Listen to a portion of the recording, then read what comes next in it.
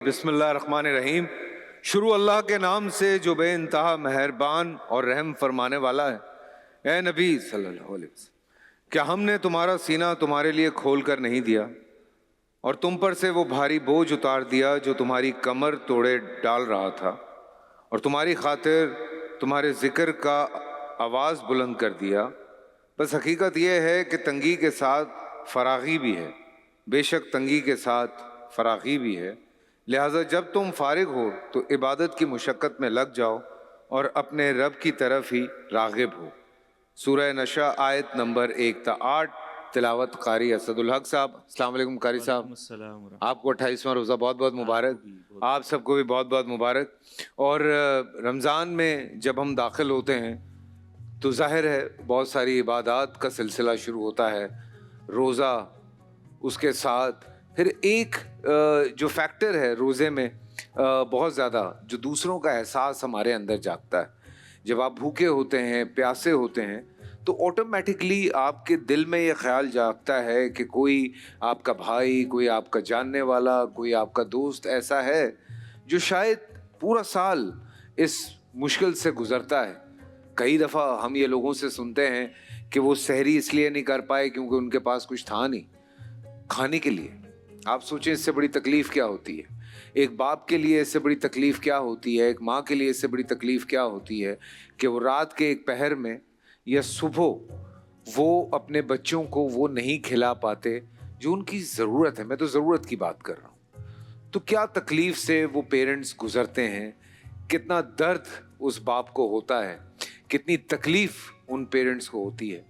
تو ظاہر ہے جب یہ احساس ہمارے اندر جاگتا ہے بھوک پیاس کے ساتھ، اور ہم لوگوں کو پچھلے کئی سالوں سے گرمی کے روزے نصیب ہو رہے ہیں، تو یہ بھی احساس ہوتا ہے کہ اس گرمی میں کیسے لوگ ان چیزوں سے گزرتے ہیں۔ کئی لوگوں کو میں نے دیکھا ہے، ہم جب اوبویسلی اس طرح کے یہ ڈرائیوز کر رہے ہوتے ہیں کھانے پینے کی، تو وہ لوگ جس طرح سے آ کے ملتے ہیں، بات کرتے ہیں، آپ یقین کریں آپ کا دل پھٹنے والا ہو جاتا ہے۔ آپ کا دل کرتا ہے کہ پورا سال انہی کے لیے سب کچھ کرتے رہیں۔ تو اسی وجہ سے حضور اکرم صلی اللہ علیہ وسلم بھی خاص طور سے، ویسے تو آپ سخی تھے ہی، لیکن رمضان میں خاص طور سے بہت زیادہ سخاوت کیا کرتے تھے۔ لوگوں کے کھانے پینے کے حوالے سے، پیسوں کے حوالے سے جو مدد ہو سکتی تھی آپ صلی اللہ علیہ وسلم کرتے تھے۔ اور یہی سنت ہی ہے جس کو ہم لے کے جب چلتے ہیں، جس کو ہم کوشش کرتے ہیں کہ ہم سے وہ سنت ادا ہو جائے۔ تو رمضان میں لوگ بہت کھل کے خیرات، صدقات، فطرانہ جو کہ عید پہ دیا جاتا ہے، اس حوالے سے ہم چل رہے ہوتے ہیں، اور ہماری یہ کوشش ہوتی ہے کہ ہم زیادہ سے زیادہ لوگوں کی مدد کر سکیں۔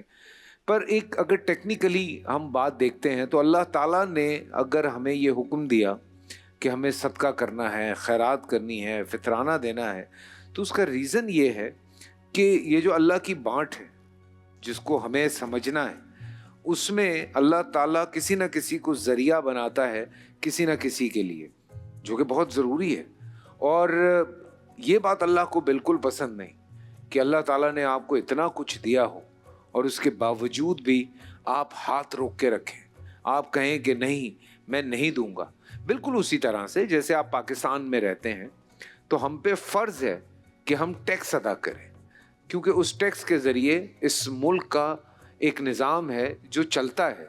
اور باقی اس پہ لمبی بحث ہو سکتی ہے، میں اس ٹاپک پہ نہیں جانا چاہتا، خواہ بات لمبی ہو جائے گی۔ لیکن آئی تھنک ایک وطن کا بندہ ہونے کے ناطے، ایک مسلمان ہونے کے ناطے کچھ چیزیں فرائض ہو جاتی ہیں آپ پہ۔ ان فرائض میں یہ چیز شامل ہے کہ آپ نے صدقہ دینا ہی دینا ہے، آپ نے ٹیکس دینا ہی دینا ہے، آپ نے خیرات کرنا ہے۔ حضور اکرم صلی اللہ علیہ وسلم فرماتے ہیں، ایک روایت کے مطابق مفہوم ہے، مجھے اتنی اچھی طرح سے یاد نہیں ہے، لیکن وہ یہ ہے کہ آپ جب اس طرح کسی اپنے مومن بھائی کی مدد فرماتے ہیں تو اللہ تعالیٰ ایک فرشتہ پیدا کرتے ہیں، جو فرشتہ آپ کی دعاؤں میں لگ جاتا ہے، وہ آپ کے لیے دعا کرتا ہے۔ اور جب آپ مرتے ہیں تو وہ فرشتہ آ کے پوچھتا ہے کہ آپ نے پہچانا مجھے؟ تو آپ کہتے ہیں آپ کون ہیں؟ تو فرشتہ کہتا ہے کہ میں وہ ہوں جو تیری نیکی کی وجہ سے اللہ کے دربار میں عبادت کر رہا ہے، اور اب میں تمہیں اللہ کے دربار تک لے کے جاؤں گا, تمہاری سفارش کروں گا, تمہیں جو بھی تمہاری اگر کوئی غلطی ہے تو اس کی معافی منگواؤں گا. تو یہ بات اگر حضور پاک صلی اللہ علیہ وسلم کی یہ بات ہم تک آتی ہے تو اس کا مطلب یہ ہے کہ جتنی زیادہ سے زیادہ نیکیاں ہم اس رمضان میں سمیٹ لیں وہ کم ہے. یہ مہینہ ہی بونس کا ہے. میں تو ہمیشہ سے یہ کہتا ہوں کہ بونس کا مہینہ, جی ایک مہینہ ہوتا ہے نا جو بونس کا ہوتا ہے, تو یہ وہ مہینہ ہے جس میں ہمیں اتنے بونس جمع کرنے ہیں جو پورا سال لے کے ہم چل سکیں.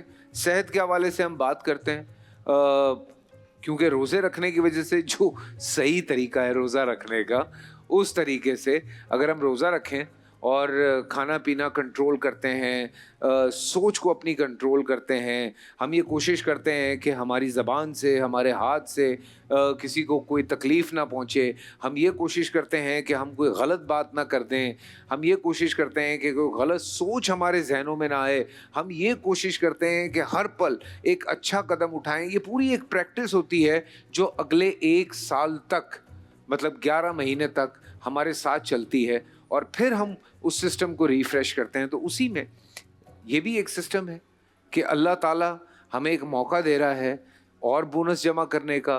ابھی لیلۃ القدر گزری, ہم اس حوالے سے بات کر رہے تھے, اور لیلۃ القدر میں ہماری یہ کوشش رہی کہ ہم زیادہ سے زیادہ عبادتیں کریں, اپنے اللہ کو راضی کریں. کیا پتہ اللہ ہمیں بخش دے. اللہ سے معافی مانگتے ہیں, اللہ کے حضور پیش ہوتے ہیں, سب مل کے دعائیں کرتے ہیں, بڑے اجتماع میں دعائیں ہوتی ہیں, تنہائی میں دعا ہوتی ہے, مغرب سے لے کے فجر کی نماز تک. یہی کوشش رہتی ہے کہ اللہ پاک ہمیں ایک راہ راست پہ لے آئے, جس مقصد کے لیے وہ ہمیں دنیا میں اس نے بھیجا ہے. انسان بھی تو کوئی کوشش کرے. ساری چیزیں ہم نے یہ تو نہیں کہنا کہ آٹو پہ سب کو جانا ہے, تو یہ بات بھی سمجھنے کی ہے. تو اسی وجہ سے, اور مجھے بڑی خوشی ہوتی ہے جب یہ پتہ چلتا ہے کہ صدقہ خیرات میں ہم پاکستانی آج بھی نمبر 1 پہ آتے ہیں, لوگوں کی بے انتہا مدد کرتے ہیں. And there are social services جو لوگوں کی جس طرح سے مدد کر رہے ہوتے ہیں, اللہ کرے کہ وہ سب اسی طرح سے مدد کر رہے ہوں جس طرح سب بتاتے ہیں. تو لیکن آپ کو بھی چاہیے کہ آپ نے ارد گرد دیکھیں, کیونکہ ایک سسٹم جو بنایا گا اس میں یہی ہے کہ پہلے آپ اپنے رشتہ داروں میں دیکھیں, پھر اپنے جاننے والوں میں دیکھیں, پھر اپنے علاقے میں دیکھیں, اور پھر اس کے بعد جو ہے آپ اس سرکل کو وسیع کریں. اللہ تعالیٰ آپ کو اتنا دے کہ ہمیشہ آپ کا ہاتھ اوپر رہے. آمین ثم آمین. اور یہی دعا کرتے رہیں کہ آپ ہی دیں. یہ ایک بڑی مشہور بات ہے کہ حضرت عمر رضی اللہ تعالیٰ عنہ کے دور میں ایک وقت یہ آیا تھا کہ لوگ صدقہ دینے کے لیے گھومتے تھے اور ان کو کوئی ملتا نہیں تھا. ہم اگر مل کے ایک دوسرے کی مدد کریں تو یہ پاکستان میں بھی ہو سکتا ہے, یا پاکستان سے باہر جن کو ہماری مدد کی ضرورت ہے ان کو بھی ہم مدد کریں.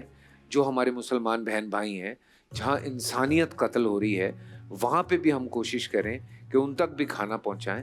اللہ ہم سب کو یہ کرنے کی توفیق عطا فرمائے. قاری اسد الحق صاحب میرے ساتھ موجود ہیں, میں ان کو یہاں دعوت دوں گا کہ وہ آئیں اور حمد باری تعالیٰ سے آج کا سلسلہ جو ہے وہ شروع کریں. السلام علیکم اسد صاحب, کیسے ہیں آپ؟ ٹھیک ٹھاک ہیں؟